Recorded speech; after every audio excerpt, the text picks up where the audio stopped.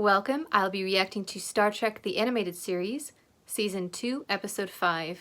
This is not a market substitute. Please support the original on Paramount+. Engage. It approached the Federation homeworlds, made a scan of Earth's system, and then signaled outward into space. Before it could be intercepted, the probe self-destructed. Not more whales, is it? Attempts to communicate with the probe have been negative on all known frequencies. Continue tracking Saratoga. We will analyze transmissions and advise. Captain, sensors indicate a vessel at extreme range. Course protection, Mr. Eriks. It's coming in on the same course as the probe, sir. Heading toward us, warp 3. Lieutenant Uhura, all stations to yellow alert, standard hailing on all frequencies. Don't forget whale language. But sensors now indicate it is twice our size. Vessel appears extremely unorthodox in design. Reduced to warp 1, Mr. Walking Bear. Warp 1, sir.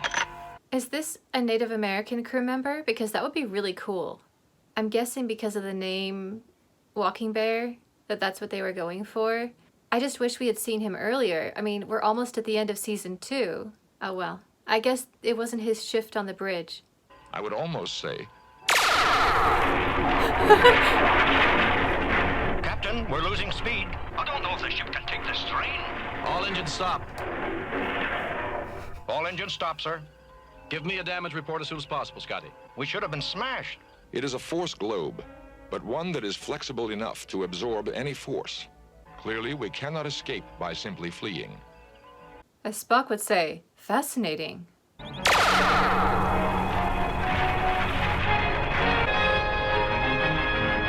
Lock main phasers on that ship and open fire. Spock, status on other ship. Still approaching, Captain. Because I believed you had forgotten me. But one in your midst knows my name. You will be given one chance to succeed where your ancestors failed. Fail me again, and all of your kind shall perish.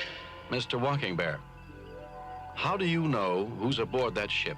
I am a Comanche, Captain. That ship out there bears a strong resemblance to a god in Mayan and Aztec legends, Kukulkan. Then we could be dealing with the basis of all those legends. Yeah, an A alien. space traveler who visited Earth in primitive times. Entirely possible. But why would Kukulkan want to destroy us?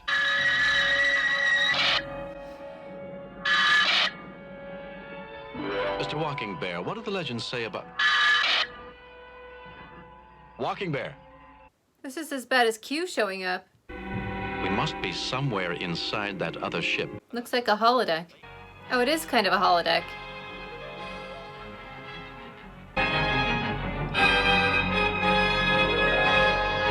I've never seen anything so beautiful.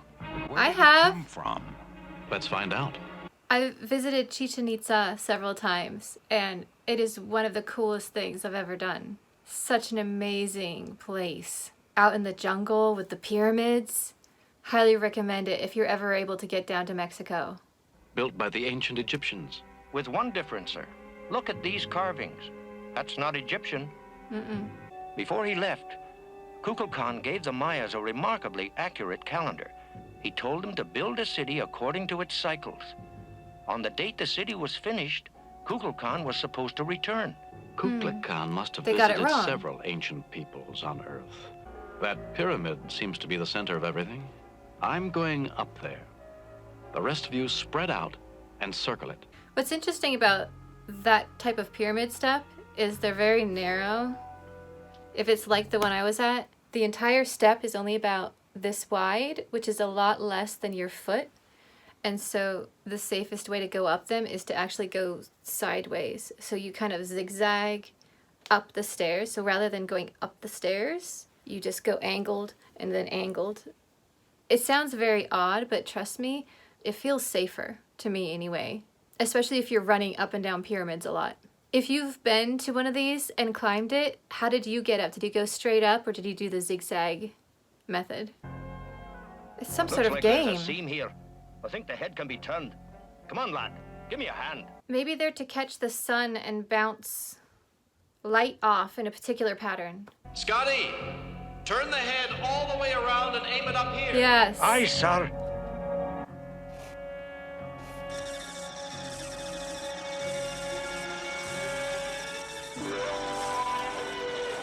But you need to do it to all four. The serpent heads! Turn them to face the pyramid!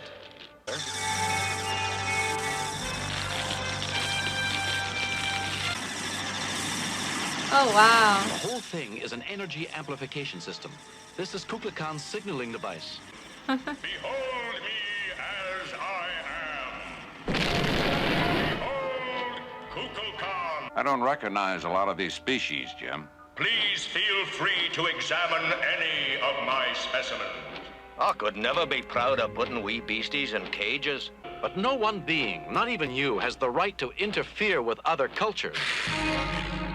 I have seen you on many worlds, savage, warlike, filled with self-hate.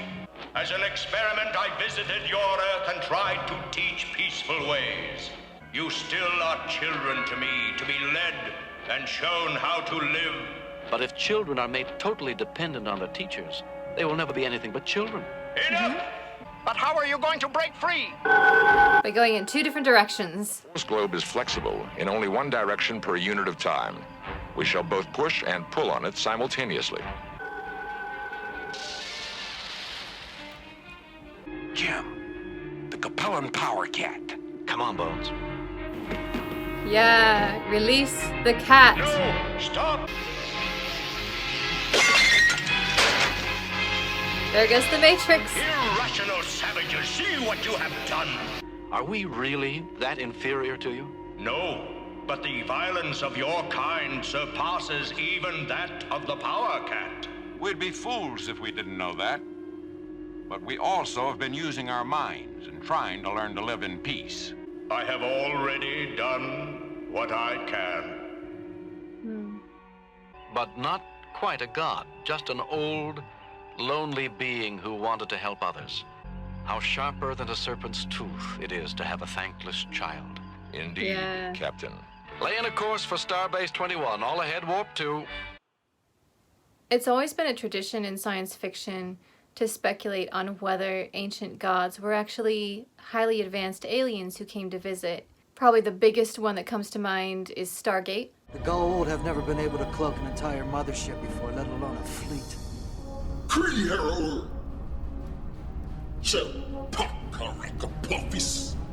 Star Trek has referenced this style of storytelling before. Personally, I think it's kind of intriguing to take ancient mythology and reimagine it as aliens. Although, of course, the GIF always comes to mind.